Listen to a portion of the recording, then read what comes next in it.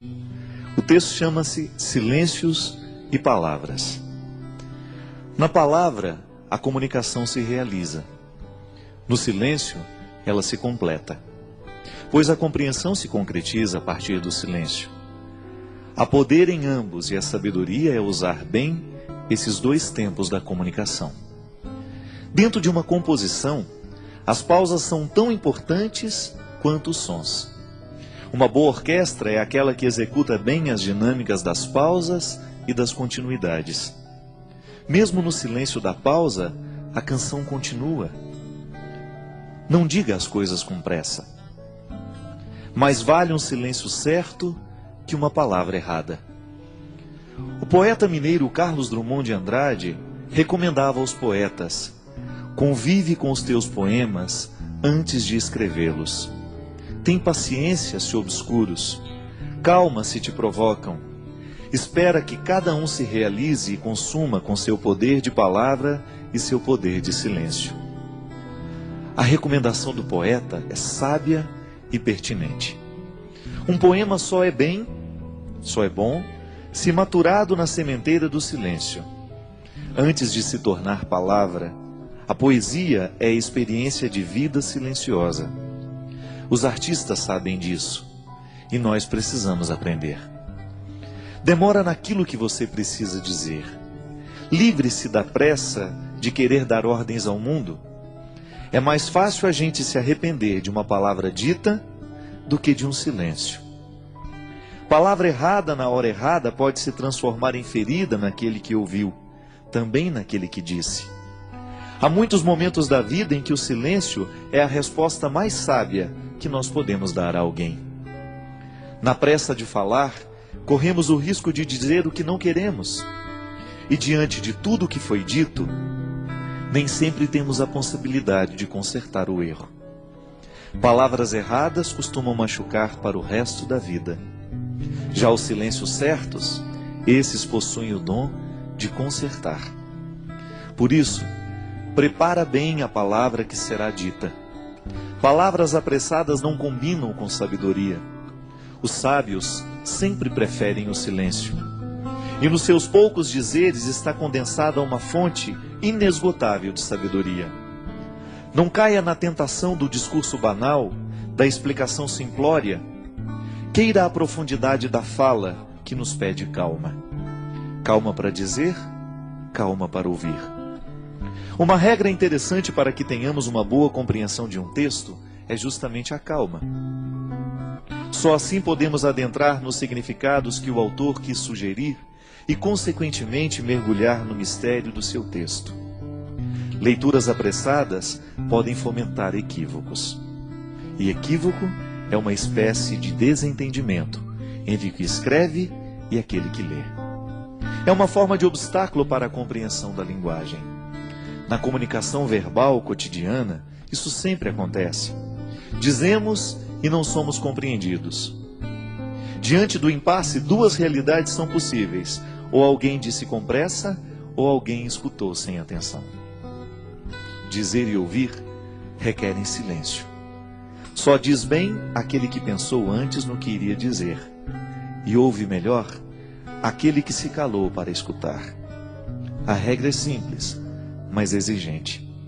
Por isso hoje, neste tempo de palavras muitas, queiramos a beleza dos silêncios poucos. Eu sei que muitas vezes nós somos vítimas das palavras malditas.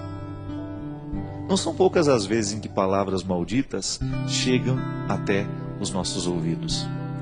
Uma palavra pode ser maldita por causa do conteúdo que ela tem, ou então por causa da forma. Hoje eu estava lendo um texto, coincidentemente, falando da música das palavras. E o escritor estava dizendo que para cada palavra há uma música diferente que nós podemos colocar nela. De maneira que você pode dizer uma coisa muito dura a alguém, mas você colocar uma música que faça bem ao ouvido de quem escuta. Então a pessoa escuta aquela palavra dura, mas com uma música bonita. Talvez tenha sido isso que Jesus soube fazer o tempo todo.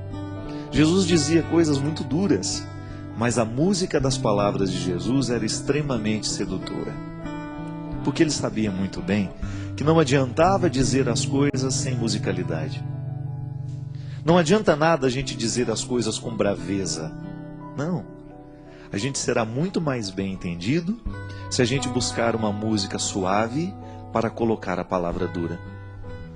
Você experimenta isso na sua vida todos os dias.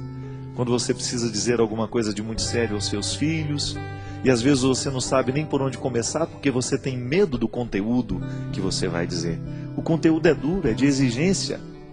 E os nossos filhos não estão muito acostumados a serem exigidos. Eles entraram nesta mística do mundo de hoje, nessa tendência do mundo de hoje, de que tudo tem que ser muito simples, tudo tem que ser muito fácil e rápido. E educar os filhos muitas vezes requer um discurso duro, exigente. Então você vai descobrir junto de Jesus que é possível dizer coisas duras com musicalidades atraentes. É isso que fazia com que as pessoas parassem para prestar atenção no que Jesus tinha a propor. O reino de Deus que Jesus propunha não era coisa fácil, não era coisa simples. Dá trabalho construir o reino. Mas ele construía de um jeito tão terno que as pessoas esqueciam a dureza da palavra e se prendiam na música que envolvia aquela palavra. Por isso o segmento acontecia com tanta intensidade. Tantas pessoas por causa da música que estava revestindo tudo aquilo que ele dizia. Minha gente, muitas vezes o que a gente faz de errado não é o que a gente diz, mas é como a gente diz. É a música que a gente coloca na frase. Pode ser que hoje você tenha ferido alguém com aquilo que você disse. Pode ser que hoje você tenha sido ferido por alguém com aquilo que você disse. E talvez você não tenha errado naquilo que você disse. Você tinha razão naquilo que você disse. Você estava certo ao reivindicar o que você reivindicava ou dizer aquela verdade que você disse. Mas talvez você não tenha escolhido o melhor jeito de dizer. Talvez você se perdeu na pressa, na raiva, na ira. É estranho, mas na vida a gente perde a razão quando a gente fica bravo. Na vida a gente perde a ternura quando a gente se irrita, porque a ira, ela tem o poder de retirar de nós a sabedoria. E quando nós estamos fora da sabedoria, geralmente nós não sabemos colocar músicas nas palavras. Todos nós gostamos de música. Todos nós gostamos de ouvir aquilo que entrou um dia dentro do nosso coração, nos fez bem. Por quê? A palavra veio com música, ela não veio sozinha. O intérprete colocou naquela palavra uma intenção tão bonita que você de fato acreditou naquilo que ele estava cantando. Uma canção bem interpretada, ela expressa todo o poder de verdade que o compositor quis dar. Mas aquele que interpreta, o bom intérprete, ele faz a canção se tornar ainda mais verdadeira do que quando nasceu da mão do compositor. Porque ele soube colocar a intenção da voz. Eu, quando dava aula na faculdade de teologia, lá na faculdade leoniana, eu sempre dizia para os meus alunos que seriam padres um dia: olha, cuidado para você não ficar com um tom de voz, um jeito de falar igual a todo mundo. Busque a melodia das palavras. Busque o seu jeito de dizer. E que o seu jeito de dizer as verdades evangélicas, que o seu jeito de ensinar o evangelho, a palavra de Jesus, as coisas boas da vida, estejam de acordo com aquilo que você verdadeiramente acredita em e identifica neste mundo como ternura. A palavra pode ser dura, mas a música que envolve a palavra não precisa ser. Porque aí você vai ter um poder de convencer muito maior do que se você estivesse usando a palavra dura com uma capa, uma armadura. Não. Todos nós temos medo de armadura, porque ela nos recorda a guerra. E às vezes, ao invés de colocar melodia, música na nossa palavra, a gente coloca armadura. E aí a gente assusta aquele que nos escuta, a gente machuca aquele que nos escutou.